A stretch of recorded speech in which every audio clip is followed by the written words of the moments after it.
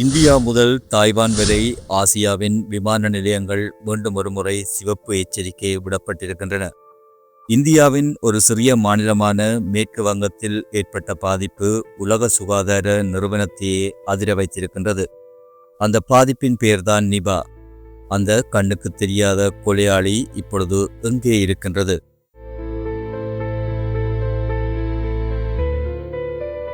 இயற்கை நமக்கு எப்போதுமே நண்பனாக இருப்பதில்லை. சில நேரங்களில் அது கண்ணுக்கு தெரியாத நுண்கிருமிகள் வழியாக எச்சரிக்கைகளை விடுக்கின்றது. இன்று ஆசியா முழுவதும் பேசுபொருளாக மாறியிருக்கும் ஒரு பெயர்தான் நிபா. இது வெறும் வைரஸ் மட்டுமல்ல, மிக அதிக இறப்பு விகிதத்தை கொண்ட ஒரு உயிர்கொல்லி. 2018ஆம் ஆண்டு மற்றும் 2019ஆம் ஆண்டுகளில் கொழும்பில் சேகரிக்கப்பட்ட பழம் தின்னி வௌவால்களின் இரத்த மாதிரிகளில் இந்த நிபா வைரஸ் இருப்பது கண்டறியப்பட்டது என்று பேராசிரியர் நீதிகா மாளவிகே விடுத்துள்ள எச்சரிக்கை நம்மை உலுக்கியுள்ளது. அன்று வௌவால்களிடமிருந்த அந்த வைரஸ் இன்று நம்முடைய காணப்படுவதற்கு வாய்ப்புகள் அதிகம் என்பதே அந்த அதிர்ச்சிகரமான உண்மை. நிபா என்பது ஒரு ஜினோடிக் நோய். பொதுவாக விலங்குகளிடமிருந்து மனிதர்களுக்கு இது பரவக்கூடியது. குறிப்பாக பழம் தின்னி வௌவால்கள் மற்றும் பன்றிகள் இதன் முதன்மை ஊற்றுக்கண்களாக இருக்கின்றன. ஆனால் இன்று நிலைமை இன்னும் மோசமாக மாறியிருக்கின்றது. இந்த வைரஸ் ஒரு மனிதனிடமிருந்து மற்றொரு மனிதனுக்கு மிக எளிதாக பரவுகின்றது.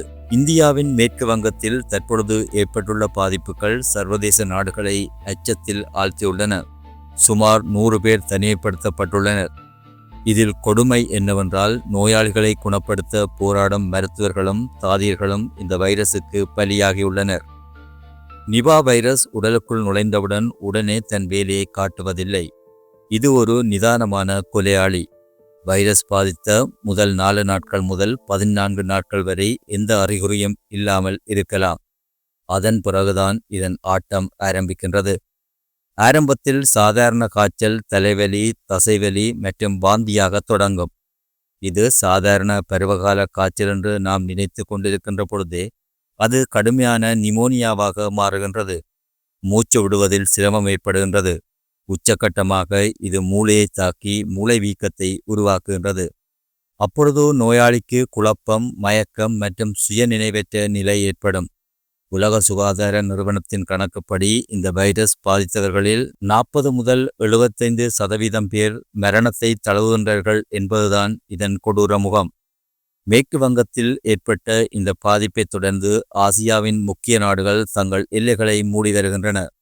தாய்லாந்து, நேபாளம், தாய்வான் போன்ற நாடுகள் மிக கடுமையான முன்னெச்சரிக்கை நடவடிக்கைகளை எடுத்துள்ளன.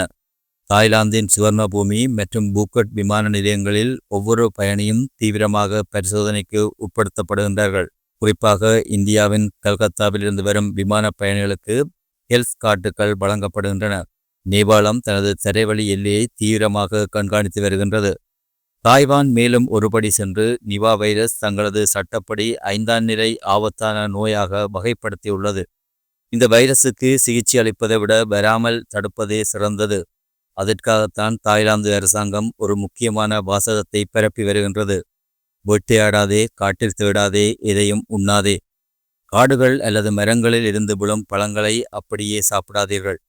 வௌவால்கள் கடித்த அடையாளமுள்ள பழங்களை தொடவே வேண்டாம். உங்கள் பகுதியில் வௌவால்களின் நடமாட்டம் அதிகமாக இருந்தால் மிகவும் கவனமாக இருக்கவும்.